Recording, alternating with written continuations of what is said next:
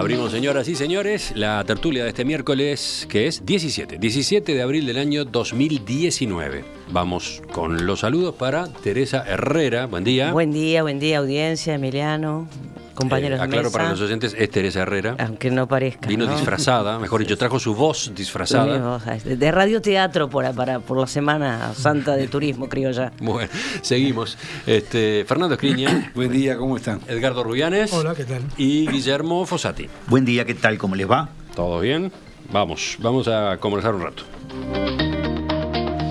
No está claro que el Senado vaya a aprobar el pedido del Poder Ejecutivo para pasar a retiro a 4 generales del Ejército que integraron los tribunales de honor que juzgaron la conducta de José Nino Gavazo, Jorge Pajarito Silveira y Luis Maurente. Ustedes saben, la solicitud de venia fue remitida a la Cámara Alta el pasado 1 de abril, el lunes 1 de abril, el día de la crisis política en esta materia. Después de algunas jornadas de reflexión, la semana pasada el senador nacionalista Javier García sostuvo que la potestad para tomar esa decisión corresponde al presidente de la República con el Consejo de Ministros. ¿Y el gobierno qué dice? Este lunes, entrevistado en Radio Uruguay, Bayardi, el ministro de Defensa Nacional, acusó al senador García de rehuir las responsabilidades. Lo que están buscando es un atajo para no tener que tomar posición. Y cuando no se toma posición, en mi opinión, se cometen los mismos errores que se cometieron en el pasado respecto a la necesidad de que el sistema político debe discutir entre sí con todo lo que se quiera poner arriba, pero no se puede rehuir a las responsabilidades que creo que son colectivas y que hacen a la defensa de la institucionalidad. El Poder Ejecutivo basó su decisión de pasar a retiro a los 4 generales argumentando que violaron el artículo 77 del reglamento de los tribunales de honor, que indica que cuando se intervenga en cualquier asunto en el que exista la presunción de un delito común o militar, el presidente del tribunal debe comunicar de inmediato al superior que corresponda, suspendiendo las actuaciones hasta tanto el superior se pronuncie. Esta solicitud del gobierno, la venia para el pase a retiro, requiere el apoyo de la oposición, ya que, según la ley, se requieren 3/5 del total de componentes del Senado para aprobar una medida de estas características. 3/5 son 18 votos, el Frente Amplio no los tiene por sí solo. ¿Quién empieza? Fernando estaba muy enchufado con esta discusión. Sí, porque nosotros teníamos sobre la mesa el Senado tenía sobre la mesa un aspecto a resolver, que era el siguiente. La venia para destituir se solicita en lo sustancial, como bien tú decías, por haber omitido estos oficiales generales, suspender el procedimiento del Tribunal de Honor ante la presunción de delitos y comunicarlo al superior. Entonces decíamos, bueno, acá hay 2 posiciones, una la que surge de unas actas y de un expediente que nadie conoce todavía, y las declaraciones del ex comandante jefe Manini, que decía, no, mire, lo suspendieron, sí, efectivamente. A ver, el expediente ya se conoce, ya se filtró, ya lo hemos leído todos. En el expediente no está consignado en ningún momento que se hayan suspendido las actuaciones y se haya notificado al superior. A pesar de que Manini dice que eso sí ocurrió y que él, después de evaluar las declaraciones de Gavazo, entendiendo que se trataba de una estratagema para dilatar, en fin, dijo, continúen, sigan con el trabajo. Entonces el Senado se encontraba en esa alternativa. Perdón, hay otro nivel de discusión, te interrumpo. Hay otro nivel de discusión. Suponiendo que efectivamente no se hayan suspendido las actuaciones, no hay registro de que se hayan suspendido, la pregunta siguiente es, ¿a quién responsabilizar? Porque el artículo 77 solamente habla del presidente del tribunal. Claro. ¿Por qué el Poder Ejecutivo pide que se pase a retiro a estos que eran integrantes del tribunal y no el presidente? Ese es otro debate. Pero después viene el que tú ibas a tomar. Claro. Estábamos en esas 2 posiciones que se podían adoptar cuando surge un problema de carácter formal constitucional. ¿Cuál es la denuncia que hace el senador Javier García, según la cual, por imperio de la Constitución, no es competente el Senado, o sea, no requiere venia del Senado la destitución. Esto nos lleva a ver qué dice la ley que se vota en el 2013, que la vota el oficialismo, que a mi juicio es francamente inconstitucional, establece, y es un debate que curiosamente los protagonistas del debate en la Cámara de Representantes fueron, además del diputado colorado Ami, fueron precisamente Bayardi y Javier García, que integraban la Comisión de Defensa e hicieron los informes que finalmente derivaron en que solo el Frente Amplio votó la necesidad de venia por 3/5 para los oficiales generales, para destituir oficiales generales. La historia del literal G famoso arrastra a la época de cuando los comandantes, era la junta de comandantes o de generales que disponía o no la destitución. Pero voy a lo siguiente. ¿A qué se ve enfrentado el Senado ahora? Se ve enfrentado a resolver. Primero, hay un tema de competencia. ¿Se es o no competente para resolver esto? La Constitución dice una cosa y la ley que votó el propio Parlamento dice otra. Ese es un problema, ¿no? Y no es menor, porque, no, claro. Porque primero, no podría, a mi juicio, ya adelanto opinión, yo creo que el Senado va a tener que pronunciarse, porque no puede decir, mire, yo creo que la norma es inconstitucional y por tanto... Es inconstitucional. ¿Qué es? Lo es.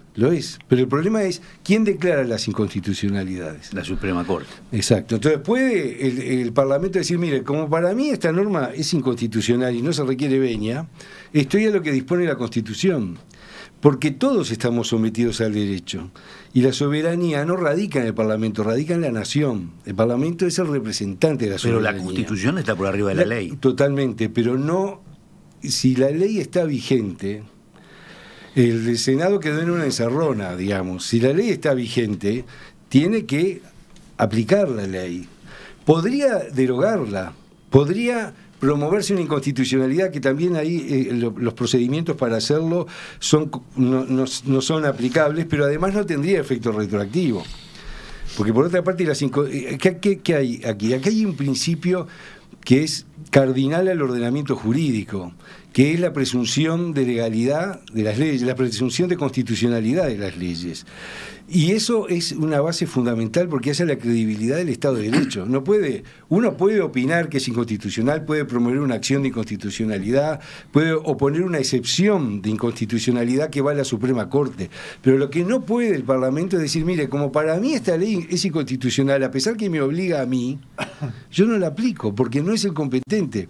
Es más, el Parlamento era el competente en la Constitución de 1830 y se discutió muchísimo si los jueces podían o no interpretar la Constitución. Hay toda una evolución que nos excedería, pero concretamente, dos cosas. O se es competente y en consecuencia hay que resolver si se incumplió o no el artículo 77 con los aspectos que esto tiene, que marcaba Emiliano. Es decir, si se está lo que dice el expediente o si se está lo que dice Manini, y además si solo es al presidente o es a todos los generales, por un lado. Y por otro lado, si se es o no competente en el Senado. Repito el nudo de la cuestión, según lo que dice el senador García, no le compete al Parlamento tomar una resolución de este tipo por el artículo 168 de la Constitución, por lo que dice el artículo 168, que otorga al presidente de la República, actuando con el ministro o ministros respectivos o con el Consejo de Ministros, la potestad de destituir por sí los empleados militares y policiales y los demás que la ley declare amovibles. Entonces, enfatiza a García, nosotros, como Senado, tenemos competencia para votar venias de ascenso, pero no de destitución. Me dejás que te agregue, el problema no es acá, si es o no constitucional la ley que pide la venia para destituir, porque es inconstitucional, yo comparto eso con García. El problema acá es si el Parlamento puede o no determinar por sí y ante sí que no aplique una ley porque la considera inconstitucional. Hay otra lectura también de índole política, ¿no? Sí, si el presidente de la República y el Poder Ejecutivo tiene la potestad para actuar sin la necesidad de la venia del Parlamento, ¿por qué le pasa la pelota al Parlamento? Porque hay una ley que votó el propio Parlamento, que la votó solo el Frente Amplio. La pregunta es, ¿podría el presidente de la República actuar concretamente y destituir? Yo te diría que si yo fuera abogado de los destituidos, ya lo impugnaría si yo fuera abogado de los destituidos, impugnaría diciendo, mira, acá hay una norma que no se cumplió, que son los tranquitos. Y bueno, y otro diría, no, pero es inconstitucional, vamos a la Suprema Corte. A eso estoy apuntando. El derecho es un mecanismo de ingeniería. Ocurre que le meten la mano al derecho gente que no tiene la menor idea. Pero lo que te quiero decir es que en el modus operandi hay contradicción en el modus operandi que están poniendo en marcha, porque, por un lado, ya utilizaron la destitución. En este caso le pasan la pelota al Parlamento. ¿Puedo complicarla un poco más? Sí. Y no soy abogado, ¿eh? Es una pregunta de lego total. El diablo podrá ser. El artículo 168 le da la potestad al presidente de la República, con el ministro, el Consejo de Ministros, de destituir por sí los empleados militares y policiales. ¿Pasar a retiro a un general es destituirlo? Se entiende que sí, ¿no? Yo escuchaba al doctor Rizzo, que es un constitucionalista. ¿Es destitución eso? Es una forma de destituir, porque no es la baja, ¿no? Porque la baja además tiene otras consecuencias por eso en cuanto mismo. a la verde retiro. Por eso mismo, ¿qué es destituir a un militar? Este es el mecanismo para destituir, ¿sí? Que es el pasaje al retiro obligatorio. No es la baja, que es otra historia. Bueno, seguimos. Luego de este yo, a pesar de mi título académico, doctora en Ciencias Sociales, saben que soy de las otras, no de... así que realmente de todo lo que tiene que ver con lo constitucional, no constitucional, el derecho, etcétera, no voy a opinar políticamente. Opine. Y políticamente yo creo que estamos en un contexto donde, como si esto fuera poco, además se desclasificó el Plan Cóndor, ¿no? Es decir, una serie de cosas que hacen, si fuera por mí, yo del presidente para abajo. Porque creo que... ¿Querías? Yo creo que deberían todos poner barbas en remojo, hacer la autocrítica. Yo creo que acá se tapó todo. Lo dije ya el miércoles pasado, ¿no? Yo creo que acá se tapó todo. Se viene tapando hace muchos años, ojo, porque los que se rasgan las vestiduras hoy, digo, taparon hace 30 años, o sea que, y 25 y 20. Por lo tanto, yo como persona que estoy en tema de derechos humanos desde que tengo memoria, en realidad, y tengo memoria, porque para esto hay que tener memoria, en realidad lo que pienso es que más allá de los vericuetos, con todo respeto, ¿no? De los vericuetos legales. Mirá que el Plan Cóndor también surge cuando esos vericuetos no se cumplen, por supuesto, ¿no? Porque despreciamos mucho la formalidad jurídica hasta que pasa lo que pasa. Yo no desprecio la... Yo no desprecio... así como estoy a favor de los derechos humanos y creo que son los derechos, con mayúscula, tampoco desprecio, al contrario. Estoy totalmente a favor del mecanismo democrático. Son parte del ordenamiento jurídico. No pienso que la política está por encima del derecho. No pienso eso. Lo que digo es que yo no sé de eso. Es decir, no es lo mío. No es, yo no soy constitucionalista, no soy abogada, no empecé diciendo eso. Entonces, lo que sí creo desde el punto de vista político es que este tema, que ya a esta altura se parece más a una telenovela, realmente debería tener un corte radical y deberíamos avanzar hacia la verdad y la justicia que hace tantos años que estamos debiendo. Entonces, por eso dije, del presidente para abajo, el que le caiga el sayo que se lo ponga. Guillermo. Incluido el presidente. Una serie de comentarios por añadidura a este tema que tienen que ver con la insuficiencia de información, aparentemente. El senador Javier García señala, dice, el presidente firmó sin leer, el Parlamento no va a firmar sin leer. Dando a entender concretamente que hay toda una información que no le llegó a... Con lo cual hay una contradicción, porque en cierta medida, si hace ese planteo allí, entiende que sí es acción del Senado pronunciarse, simplemente que tiene que leerlo. Y por otra parte dice que no es competencia del Senado pronunciarse en este tema. Entonces, para lo cual no sería necesario podría entenderse que hay un componente. Ay, yo no puedo evitar, ¿saben de quién me acuerdo? Del corto Buscaglia, paradoja, guau, guau, ¿no? Es decir, todo esto está lleno de paradojas. Sí. Está lleno de paradojas. Das dos pasos y ya te trancás, ¿no? Sí. Por otra parte, está la posición de Jorge Larrañaga de tratar de descifrar responsabilidades, ver cómo todo este proceso está lleno de responsabilidades que están como tapadas, y al mismo tiempo citar a la Comisión de Defensa del Senado, a Manini, a varios, incluso desde la presidencia, supongo que a Miguel Toma, a los efectos de esclarecer primero todo antes de pronunciarse. Por lo cual, está evidentemente en una situación de confusión si corresponde o no que el Senado se pronuncie frente al tema, o, dicho de otra manera, si el Poder Ejecutivo, el Presidente de la República, tiene todas las potestades como para actuar prescindiendo de la posición del Parlamento. Si la tiene, a mi juicio, y esto es una lectura política, no entiendo por qué no actúa teniendo la potestad para actuar y le pasa la pelota al Parlamento. Porque hay una ley, ¿no? Porque hay una ley. Vuelve Fernando sobre ese argumento. Claro, existe una ley que dispone otra cosa. Entonces, yo comparto el análisis que hace Fernando, desde el punto de vista legal, jurídico.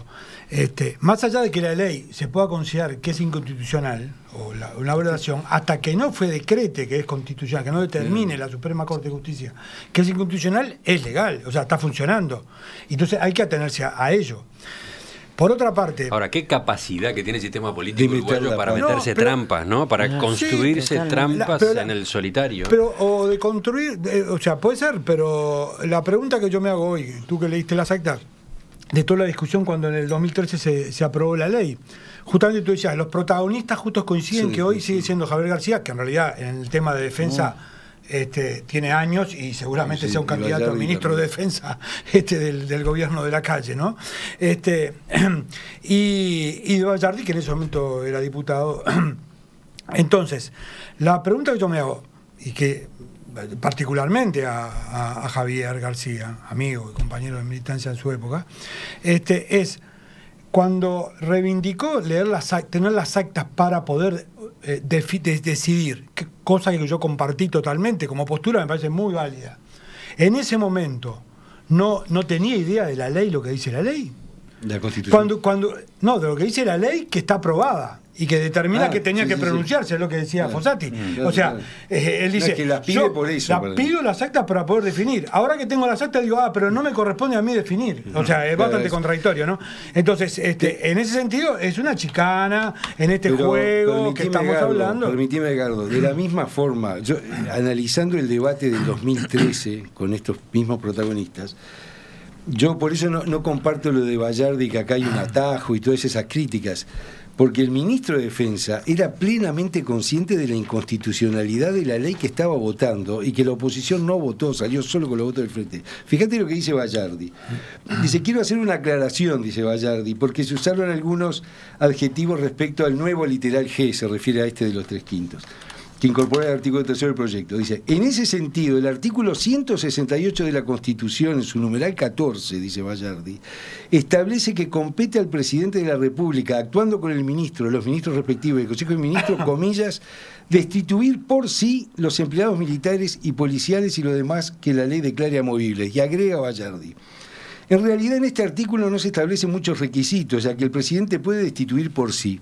Pero imaginemos que un día el presidente se levanta mal, tiene ganas y destituye por sí a un general, considerando que la norma no establece los 3/5 que aquí se solicitan.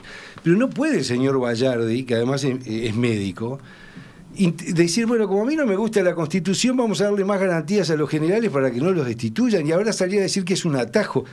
Esto fue votado por el señor Vallardi cuando era diputado a sabiendas de su inconstitucionalidad. Entonces, ¿qué ocurre? Leyendo también las actas, es cierto que la comisión intentó asesorarse. ¿El tema de constitucionalidad fue cuestionado? No, justamente. No fue en sala planteado. Eso es lo curioso. En aquel momento del 2013, tampoco por la oposición. Tampoco por la oposición. Pero no lo votó la oposición por diversos motivos, pero no específicamente por... Cierto es también que, de acuerdo a las actas, la comisión intentó asesorarse con el profesor Cajaruilla y con el profesor Del Piazzo. Ninguno de los dos, uno por motivos de compromisos personales, otro porque estaba de viaje, y no me consta que hayan citado a algún constitucionalista. Entonces, no, don Martín Rizzo se pronunció con claridad. Ahora, yo me refiero en el 2013. Ajá. Entonces, ¿qué ocurre? Fíjense ustedes, a tal punto que cuando Jimena Derecha que analiza el numeral 15 del viejo artículo de la Constitución del 52, que es la fuente de esto, es muy claro que sostiene, el presidente puede por sí destituir los militares, los policías y aquellos funcionarios declarados amovibles. Es decir, si se hubiera analizado, fíjense que el proyecto además, que es el mensaje 70/13 del 2013, firmado por Mujica y Eleuterio Fernández Huidobro, entre otros puntos, lanzan estos 3/5 sin fundamento alguno. No hay un solo fundamento en la exposición de motivos de este proyecto de ley. Es decir, esto está cubierto por una realidad. Se legisla mal en nuestro país. Entonces, ¿ahora qué ocurre? El Senado... Pero y por alguna situación de fondo, porque si el presidente no necesita veña de nada para resolver y tomar la decisión de la destitución, ¿por qué no actúa? Porque tampoco el presidente, porque también el presidente está sometido a la ley. Claro. Es lo que tenemos que entender.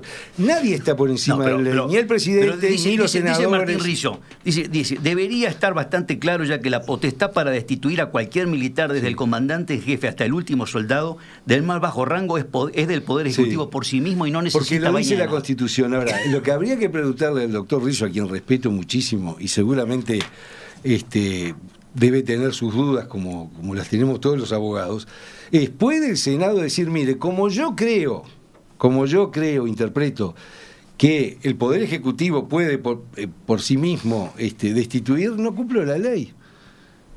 Me explico, ¿puede el presidente decir, ya que el Parlamento votó esta ley, si bien fue un proyecto del propio Poder Ejecutivo, puede decir, no, existen los 3/5, pero la verdad leí bien la Constitución y esa ley no vale nada? Nadie está por encima me explico, nadie está por encima de la ley. Lo único que está por encima de la ley es la Constitución, pero para que la Constitución... Tú mismo lo estás diciendo. Por encima de la ley está la Constitución. Perdón, entonces, pero ¿quién juzga? Al amparo de la Constitución, no es así. No, pero al amparo de la Constitución el presidente de la República puede pronunciarse. Ese razonamiento es el que lleva a estos errores. Aquí el problema es el siguiente. Por encima de la ley está la Constitución, pero quien determina si la ley violó o no la Constitución es un órgano que la propia Constitución lo establece. Aclaremos y no sé si aclaremos. Con esto que voy a decir no sé si aclaro o complico. El presidente entendió que había que pasar a retiro a 6 generales y a 2 de ellos los pasó directamente. Eso no lo tengo claro. Lo pasó directamente al comandante en jefe del Ejército y al jefe del Estado Mayor de la Defensa. Porque son de confianza, no requieren, estarían por otra norma que son cargos de particular confianza, como son los ministros. Yo veo mucha racionalización de abogado en todos tus argumentos. Pero ¿sabés qué pasa, Guillermo? Que el Estado de Derecho se basa en estas cosas. Si no, pasa lo que pasa siempre. La política está por encima de lo jurídico. Pero el concepto de porque son de confianza resulta que con 2, 5, 4 no, pero lo dice también no. No, es así. Desde otra tertulia intervienen. Tenemos una intervención a ver, tenemos el doctor Óscar Sarlo. Un infiltrado. El doctor Óscar Sarlo señala: lo que falta afirmar es que si los senadores blancos quisieran votar la veña, podrían hacerlo porque la ley los habilita y nadie los podría criticar. Queda claro que no quieren asumir esa responsabilidad. Queda claro, estimado colega Sarlo, queda claro que se afilia a la tesis de que el recurso de inconstitucionalidad que se está manejando es un atajo. Yo hago una pregunta. Perdón, ¿yo puedo vean decir ustedes algo? En la bancada oficialista cuántos profesionales del derecho había cuando se votó esta norma. Lo desafío a Sarlo y ahí va a tener la respuesta. A mí me cuesta mucho tratar de entender todo esto porque además me parece que se cruza justamente con lo político, partidario, con que estamos en campaña electoral, con que estamos... Es decir, me cuesta mucho creerle a cualquiera, desde cualquiera de las tiendas que hable, que está hablando solo de derecho. No sé, con todo respeto, ¿no? Pero digo, me cuesta mucho, porque además tú claro, pero me cuesta, ojalá lo fuera. Yo no creo en la objetividad en nada, pero eso es otro tema. Y agrega otra cosa en el debate jurídico, además. Sí. Por lo visto está discutiendo contigo, Fernando. ¿Y por qué no hacemos una mesa de esto? Dice, es perfectamente posible que el legislador quiera ser más exigente que la Constitución. Eso no es inconstitucional, hay muchos casos en que sucede. Bueno, yo le recomiendo a nuestro ocasional interlocutor que lea Jiménez Arechaga, página 189 del tomo 3 de la Constitución Nacional, donde dice, justamente distingue la discrecionalidad de la arbitrariedad, y dice, tampoco hay una exigencia de que concurra con la voluntad de la administración, la voluntad de otro órgano de gobierno, como lo es el Senado. Y dice que el Senado no puede condicionar la competencia del presidente, porque tampoco podría impedir una destitución porque se le ocurre al Senado. No es así, Sarlo, no estamos de acuerdo, claro. Y con mucho gusto lo discutimos acá o donde sea. Agrego otro mensaje, este viene de Osvaldo, son muchos los mensajes de los oyentes, pero me pareció interesante agregar este enfoque. Sí. Este tema supera ampliamente la comprensión del ciudadano de a pie. Claro. Se ha entrado en unos vericuetos tan técnicos, se han usado tantos artilugios para disimular la lamentable actuación del Poder Ejecutivo, que esto ha quedado al nivel de interés de un círculo privilegiado de intelectuales. El hombre de la calle seguramente ya tomó posición al respecto según la camiseta que se ponga cada uno. Imagínate, Emiliano, que para hacer un edificio donde hay ingenieros calculistas, etcétera, etcétera, alguien dijera, che, no la compliquen los ingenieros, pongan un ladrillo arriba del otro y hagan el muro. No es así. El tema es que los cálculos de resistencia de un edificio no se discuten por la radio en una tertulia. Por suerte.